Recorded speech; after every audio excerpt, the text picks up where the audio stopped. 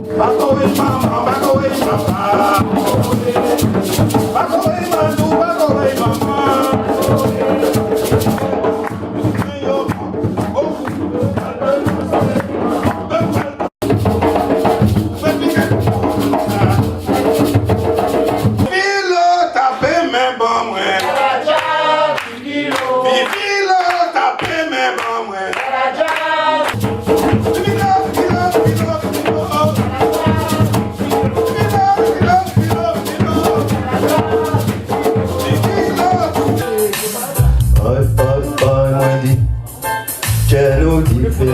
Différent à présent. Oh, la vie.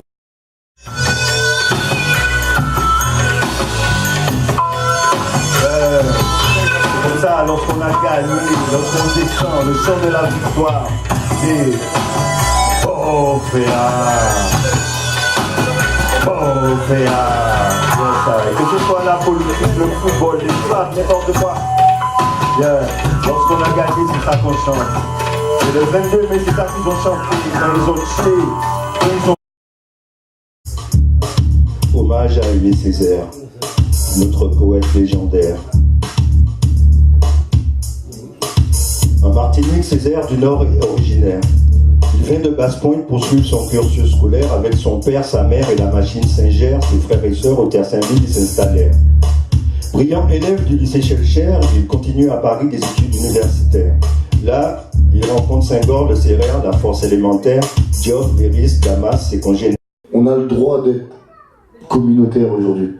Vraiment, parce que du coup, c'est un truc qui fait vraiment... Et communautaire... Tu te réveilles le matin, est-ce que tu sais de quelle couleur tu es? Franchement...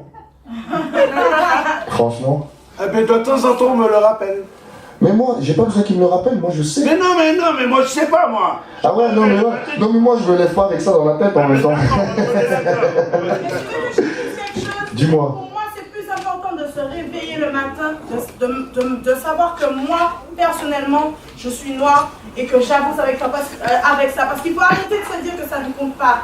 Parce que peut-être si, ça compte. Ça compte. Et tant que ça comptera pour d'autres personnes, je ferai en sorte que ça compte pour moi et que j'avance avec ça. Point à la ligne. Aïe. Je suis tout à fait d'accord avec toi sur ça.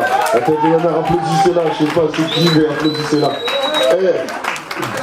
Noir et fier, ici il le faut, j'arrêterai la bien travailler la fille, mais s'il te plaît. Mais s'il te plaît, Gabriel, je sais que t'as des a priori sur les mecs comme moi.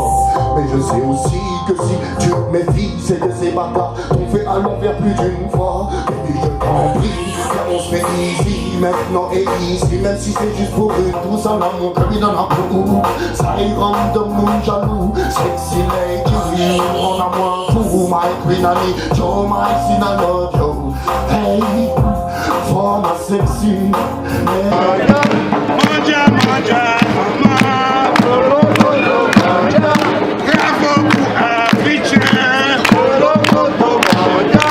Bravo Sénégalais. Bravo pour les manja, manja, mama. Priez par dignité. Priez par prière.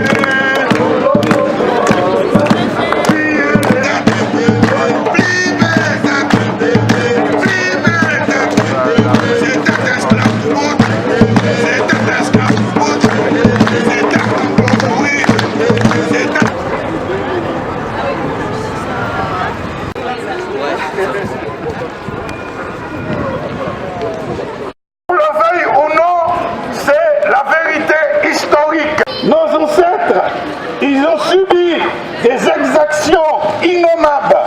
Il faut savoir que les maîtres esclavagistes punissaient sévèrement les esclaves. Et cette punition, elle était inscrite, sur un livret, un petit livret tout noir qui s'appelait le Code noir, qui a été édité par Colbert en 1685. Et ce document législatif, on n'a jamais vu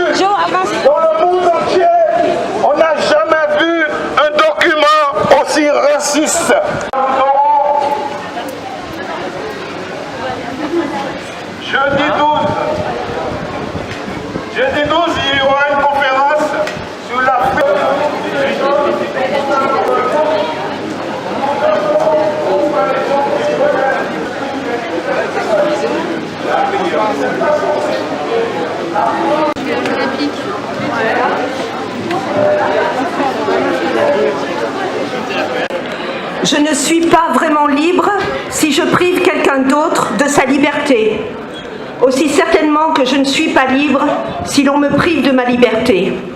L'opprimé et l'oppresseur sont tous deux dépossédés de leur humanité. Nelson Mandela. Décréter que l'homme noir n'avait pas d'âme pour légitimer sa traite. L'homme noir étant considéré dépourvu d'humanité, demeura en dehors de ses principes universalistes par le prétexte du racisme qui, dès son origine, justifiera cette traite pour des intérêts purement capitalistes. Ainsi est justifiée l'abomination. Cette abomination qui durera près de 400 ans. Ces victimes qui ne sont plus des êtres humains, mais uniquement des outils de profit pour le capitalisme et l'avidité des pays esclavagistes. Oui, le capitalisme prime alors sur l'humanité. Et c'est le marché européen qui en était le diapason. Racialisé, puis chosifié, l'homme noir devient un meuble. Un meuble que l'on déplace d'un continent à l'autre, qui, telle une machine, comme toute machine, dépourvue d'âme, n'a pour but que de remplir sa fonction. Comme toute machine, elle a trait à une industrie. Comme toute machine, elle produit.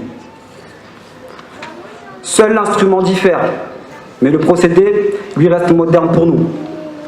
La mécanique est de chair et l'essence est de sang. 2 siècles ne suffiront pas à guérir 400 ans d'esclavage et de conditionnement psychologique.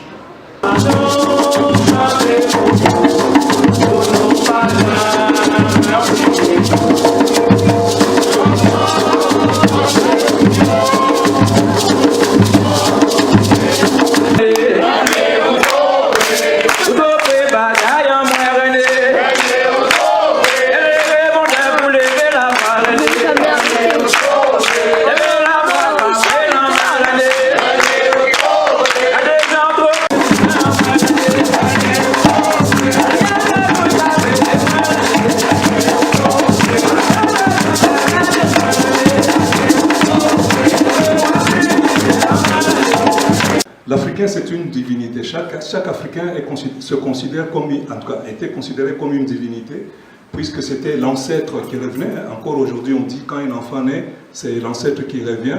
Et puis quand quelqu'un meurt, on dit toujours, c'est l'ancêtre qui s'en va, qui retourne là d'où il est venu. Et donc, cet ancêtre qui revient, il va repartir. Et entre les deux, entre son arrivée et son départ, évidemment, il y a toute une vie qui est créateur. Comment se définissait ou se manifestait ce génie créateur avant les traites négrières? Cheikh Anta Diop disait que voilà, l'Afrique est le berceau de l'humanité, l'Égypte antique, négro-africaine, etc., surpassait le monde entier, physiquement, biologiquement, intellectuellement, spirituellement, enfantait le monde. C'est toute une image qui n'est plus celle qu'on connaît depuis quelques siècles ou décennies. Et donc, durant cette période, avant que les traites négrières s'abattent sur le continent, l'Africain était maître de son destin, producteur d'organisations politiques complexes, des systèmes démocratiques, parce que voilà, les rois en Afrique n'ont jamais été, ils sont arrivés de l'autre côté, on va les astreindre à ça, à ça, à ça. Il y avait des gens qui le connaissaient, mais d'une manière générale, la diffusion de la nouvelle n'a pas atteint. La preuve est que il y a beaucoup de choses que les Africains gardent dans leur mémoire orale, etc. On trouve chez très peu, pratiquement chez aucun peuple africain, une tradition orale en relation avec l'esclavage.